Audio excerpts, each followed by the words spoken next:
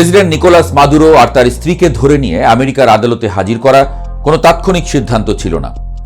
ভেনেজুয়েলায় যা ঘটেছে সেটাকে যদি কেউ কেবল একটি দেশের রাজনৈতিক অস্থিরতা হিসেবে দেখার চেষ্টা করে, তার কোনো সুযোগ নেই। ট্রাম্পের ক্ষমতা দেখানোর একটা সুস্পষ্ট উদাহরণ এটি। চাইলে ট্রাম্প কি করতে পারে সেটাই পুরো পৃথিবীকে দেখানোই ছিল ট্রাম্পের উদ্দেশ্য। মার্কিন প্রেসিডেন্ট ডোনাল্ড ট্রাম্পের এই ঘটনায় শুধু ভেনেজুয়েলার সরকারই বদলায়নি, তিনি আন্তর্জাতিক রাজনীতির নিয়মকানুন নিয়েই প্রশ্ন তুলেছেন। এই ঘটনার পর থেকেই একটি প্রশ্ন বারবার ঘুরে ফিরে আসছে, এর পরের লক্ষ্যকে আর কেনই বা ঘুরে ফিরে খালি নরেন্দ্র মোদীর নাম আসছে। চলুন শোনা যাক।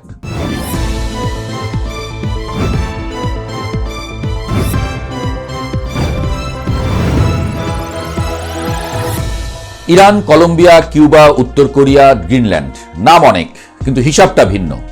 স্বাভাবিকভাবেই বিশ্লেষকদের একাংশ ইরানের কথাই বলছেন, কেউ বলছেন কলম্বিয়া। শুনতে এগুলো যুক্তিযুক্ত মনে হলেও বাস্তব রাজনীতির বিচারে এগুলো খুব লো ইম্প্যাক্ট টার্গেট। ইরান বহু বছর ধরেই যুক্তরাষ্ট্রের চাপে রয়েছে, নিষেধাজ্ঞা, হুমকি, কূটনৈতিক একঘরে সবই চলছে। সেখানে নতুন করে আঘাত করলে খুব বেশি চমকাবে না বিশ্ব। সবচেয়ে বড় কথা, মাস ছয়েক আগে ইসরায়েল আমেরিকাকে যেভাবে ঘোল খাইয়েছে ইরান, তাতে তাদেরকে ঘাঁটানোর সুযোগ নেবেন না ট্রাম্প। কলম্বিয়াও দীর্ঘদিন ধরে ওয়াশিংটনের প্রভাব বলয়ের ভেতরেই আছে। সেখানকার যে কোনো নড়াচড়া হবে ম্যানেজেবল ক্রাইসিস। কিন্তু আমেরিকার এই মুহূর্তে দরকার এমন একটি টার্গেট যাকে ধরলে শুধু অঞ্চল নয়, গোটা বিশ্ব থমকে তাকাবে। এই জায়গায় এসেই পুরো বিশ্বের চোখ কেন যেন ভারতের উপরই পড়ছে। একদিকে ভারত নিজেকে আমেরিকার ঘনিষ্ঠ বন্ধু হিসেবে তুলে ধরেছে, কোয়াডে একসঙ্গে বসেছে, G20-তে নেতৃত্ব দিচ্ছে, প্রতিরক্ষা সহযোগিতা বাড়াচ্ছে, নিয়মিত সামরিক মহড়া হচ্ছে।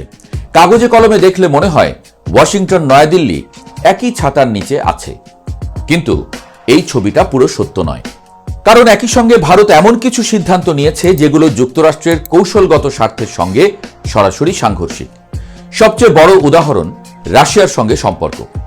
পশ্চিমা নিষেধাজ্ঞা সত্ত্বেও ভারত রাশিয়া থেকে তেল কেনা বন্ধ করেনি, উল্টো সুযোগ বুঝে আরো বেশি সস্তায় তেল কিনেছে। যুক্তরাষ্ট্রের দৃষ্টিতে এটি শুধু বাণিজ্যিক সিদ্ধান্ত নয়, এটি তাদের নিষেধাজ্ঞা কাঠামোকেই দুর্বল করে দিয়েছে। এর সঙ্গে আছে ব্রিক্স জোটে ভারতের সক্রিয় ভূমিকা। এই জোট এখন আর শুধু উন্নয়নশীল দেশের আলাপচারিতা নয়, এখানে ডলারের বিকল্প ব্যবস্থা, নতুন আর্থিক কাঠামো, এসব নিয়ে খোলাখুলি আলোচনা হচ্ছে। ভারত সেখানে উপস্থিত থাকছে, কথা বলছে, আপত্তি তুলছে না। যুক্তরাষ্ট্রের কাছে এটি স্পষ্ট সংকেত ভারত শুধু পশ্চিমা কাঠামোর ভেতরেই থাকতে চাইছে না। আরেকটি বড় অস্বস্তির জায়গা হলো ডলারের বাইরে বাণিজ্যের সম্ভাবনা। ভারত প্রকাশ্যে ডলার ছেড়ে দেবে এমন ঘোষণা দেয়নি ঠিকই, কিন্তু বিকল্প ব্যবস্থার আলোচনাও বন্ধ করেনি সে। এই অবস্থানই ওয়াশিংটনের জন্য সবচেয়ে সমস্যা তৈরি করেছে। এটি কেন এত বড় সংকট সেটি নিয়ে দ্য প্রেসে একটি ভিডিও বানানো আছে, দেখে নেবেন, ডেসক্রিপশন বক্সে দিয়ে দেব। এই কারণেই যুক্তরাষ্ট্রের চোখে ভারতের অবস্থান সবচেয়ে জটিল। ভারত শত্রু নয়, বরং অংশীদার, কিন্তু এই অংশীদার এমন সিদ্ধান্ত নিচ্ছে যা আমেরিকার বৈশ্বিক নেতৃত্বের ধারণার সঙ্গে পুরোপুরি মেলে না।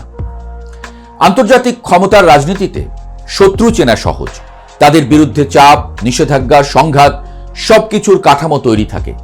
কিন্তু বন্ধু হয়েও যে দেশ পুরোপুরি লাইনে আসে না, তাকে কিভাবে সামলাতে হবে সেটাই সবচেয়ে বড় প্রশ্ন। এই জায়গাতেই আমেরিকা এবং ভারতের টানাপোড়েন তৈরি হচ্ছে। প্রকাশ্যে বন্ধুত্বের ভাষা, কিন্তু ভেতরে ভেতরে হিসাবের দ্বন্দ্ব। যুক্তরাষ্ট্র চাইছে ভারত আরো স্পষ্টভাবে পশ্চিমা শিবিরে থাকুক, আর ভারত চাইছে নিজেদের কৌশলগত স্বাধীনতা বজায় রাখতে।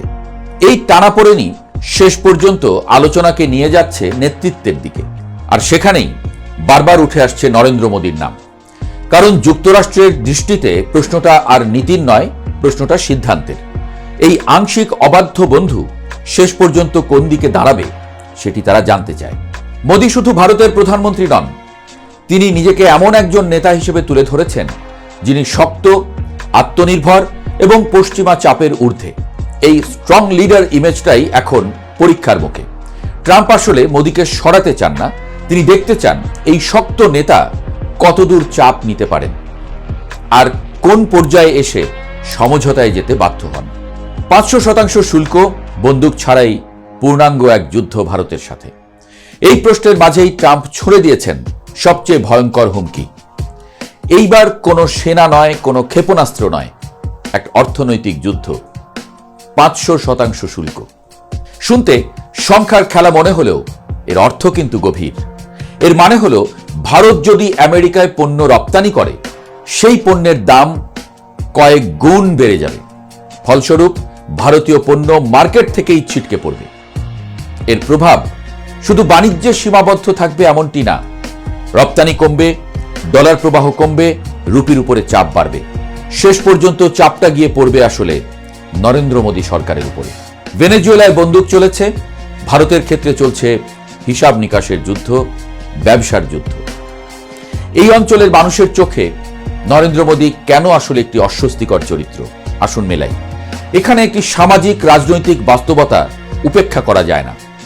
এই অঞ্চলের বহু মানুষ, বিশেষ করে বাংলাদেশ সহ আশপাশের দেশগুলোতে নরেন্দ্র মোদীকে খুব একটা পছন্দ করে না মানুষ। সীমান্ত রাজনীতি, নাগরিকত্ব ইস্যু, বক্তব্যের ভঙ্গি সব মিলিয়ে মোদী এখানে বন্ধুসুলভ নেতা হিসেবে পরিচিত নন। ফলে তিনি যখন আন্তর্জাতিক চাপে পড়েন, অনেকের চোখে সেটি শুধু ভূরাজনীতি নয়, এটি এক ধরনের প্রতীকী মুহূর্ত। তাহলে কি মোদীকে মাদুরোর মতো তুলে নেওয়া হবে? না, বাস্তবতা এতটা সরল নয়। ভারত ভেনেজুয়েলা নয়, আর মোদী মাদুরো নন। আর ট্রাম্পের লক্ষ্যও সেটা নয়। ভেনেজুয়েলায় তিনি দেখিয়েছেন সরকার ফেলতে চাইলে কি করা যায়। ভারতের ক্ষেত্রে তিনি দেখাতে চাইছেন বিশ্বের বড় অর্থনীতিগুলোকেও কিভাবে অর্থনৈতিক চাপে হাঁটুতে নামানো যায়। সব মিলিয়ে ছবিটা পরিষ্কার।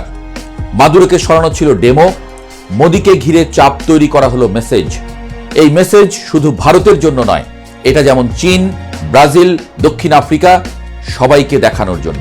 প্রশ্ন এখন একটাই, এই চাপের মুখে মোদী আসলে কতদূর টিকে থাকতে পারবেন?